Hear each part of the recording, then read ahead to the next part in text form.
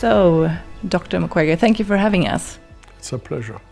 How would you describe the situations around the mines? Je pense que lorsqu'on voit ce qui se passe dans ces sites miniers, pour notre confort, pour nos bijoux, pour nos voitures électriques, pour nos téléphones mobiles, et voir comment les gens sont traités, comment les enfants souffrent, comment les femmes sont utilisées comme sont traitées sexuelles autour de ces mines, je crois que c'est une situation que je dois dire tout simplement devrait arrêter. Au XXIe siècle, avoir ce type d'esclavage moderne pour le confort d'un petit groupe de personnes ne devrait pas être accepté. Aujourd'hui, le monde a beaucoup de moyens pour exploiter ces minéraux dans le respect et la dignité humaine. Le monde a beaucoup de moyens, des équipements, du matériel pour faire ce travail sans mettre des enfants et des femmes dans l'esclavage. Et je considère que nous devons nous battre pour la dignité humaine. How do you stop it? I mean, what do you think about the legislation, or where should you start? Je pense que la meilleure façon, c'est de commencer par faire prendre conscience aux consommateurs. Parce que je crois que ceux qui produisent des objets de consommation, ils font la course aux bénéfices. Et donc, ils veulent faire de l'argent sans tenir compte de la dignité humaine. Mais je pense que les organisations comme PMI et les autres, lorsqu'ils peuvent amener beaucoup plus de visibilité sur cette exploitation de l'homme par l'homme et montrer cet esclavage moderne pour le bien d'un petit groupe de la communauté humaine, je pense que s'il y a beaucoup plus de visibilité auprès des consommateurs, je crois que les consommateurs peuvent forcer ceux qui produisent les objets que nous consommons, les voitures électriques, les téléphones mobiles ou les bijoux, ils peuvent les forcer à pouvoir utiliser le voie normale d'approvisionnement en minerais. Mais aujourd'hui, il n'y a pas suffisamment de visibilité pour qu'il y ait un mouvement social pour dire non à cet esclavage moderne. How could you see the connection between what's happening around the mines and the Panzi Hospital? Can you see the connection? La connexion est tout à fait établie, puisque Panzi se bat contre le viol et la violence sexuelle faite aux femmes.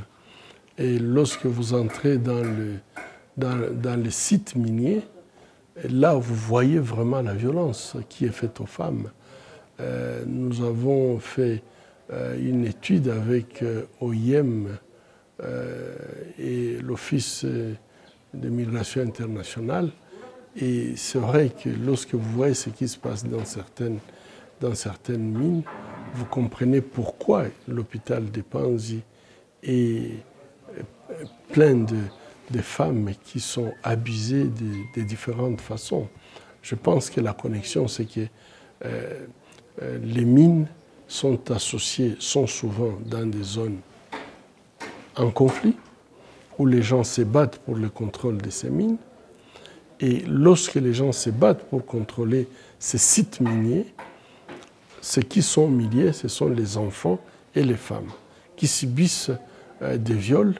Et souvent, lorsque un groupe a gagné le contrôle, il contrôle et les sites miniers et la population. La population qui accepte de rester se soumet à les règles. Et la règle, c'est l'abus, des abus de toutes sortes. Donc, nous sommes très, très connectés. Et nous avions même fait une étude qui avait montré que là où il y avait les mines, c'est là où il y avait les conflits. Et là où il y avait les conflits, c'est là où viennent les femmes qui arrivent à l'hôpital. Donc, nous sommes très connectés. So how about the legislation, the laws? Could that help, you think? More strict laws? In Congo, we have really a good... au Congo, nous avons une très bonne loi. Mais cette loi ne suffit pas, puisque la loi, il faut l'implémenter, il faut qu'il y ait la mise en œuvre de la loi. Je pense que pour lutter contre l'impunité, il faut effectivement une bonne loi qui criminalise, pénalise le viol et les violences sexuelles. Mais après, il faut avoir des juridictions qui ne sont pas corrompues et qui peuvent donc mettre en pratique cette loi.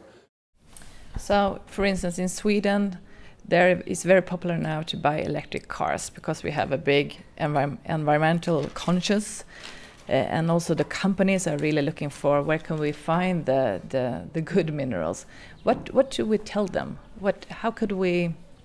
How should we think about that? Because all the people that's watching this, they're going to say, but I want to have my electric car.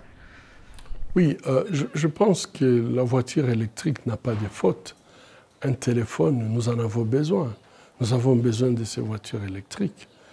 Mais le grand problème, c'est de se poser la question, comment ces minéraux qui aident à la fabrication de ces objets que nous utilisons, comment ces minéraux est exploité.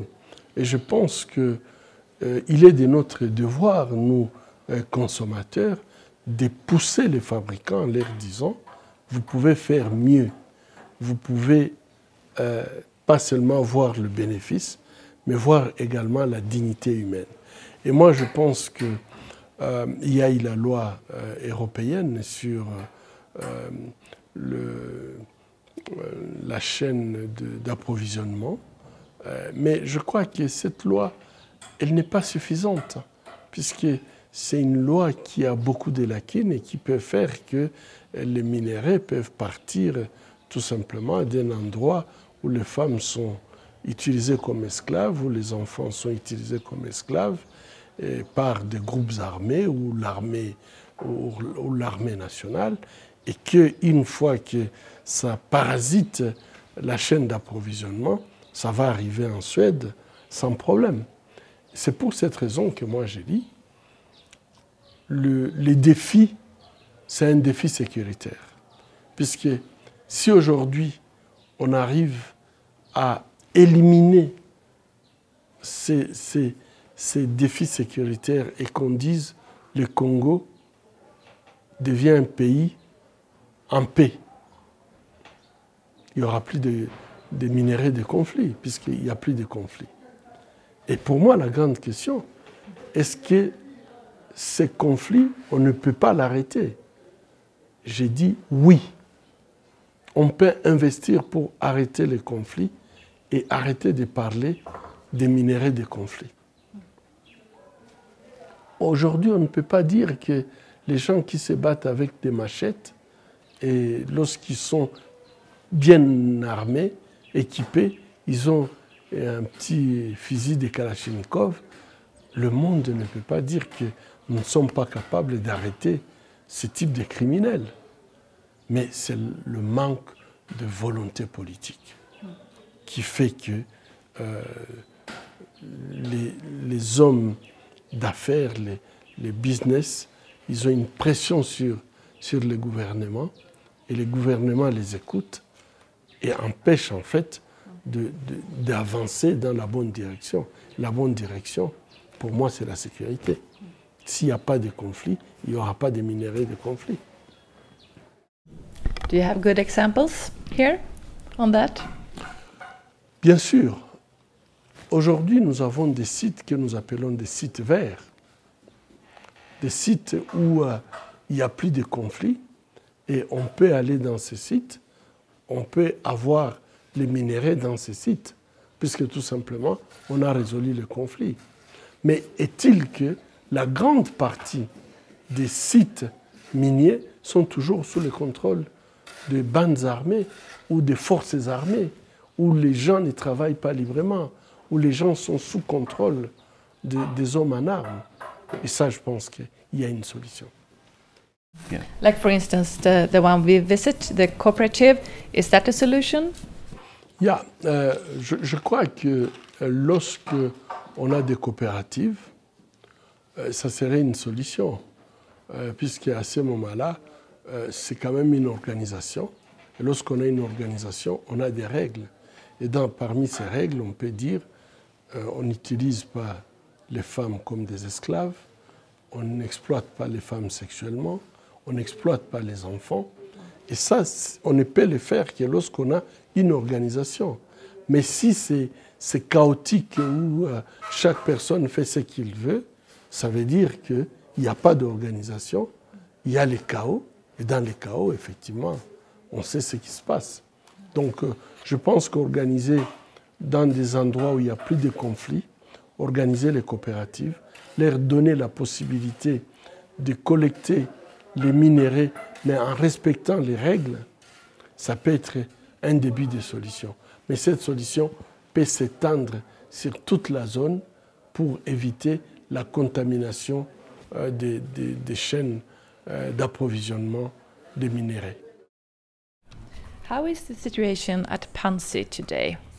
Is it the same, or how would you describe the situation here today? Ici, à Panzi, la situation, comme je disais, les malades que nous traitons, la plupart sont des victimes dans les zones de conflit. Nous avons également aujourd'hui un phénomène de viols dans les zones sécurisées, ce qui fait que nous avons des malades qui viennent des villes ou des agglomérations. Et là, c'est surtout des enfants. Donc, je crois que notre situation, surtout de la prise en charge des victimes de violences sexuelles, à Panzi n'a pas beaucoup changé. Nous avons toujours besoin de soutien des organisations comme PMI pour poursuivre notre travail.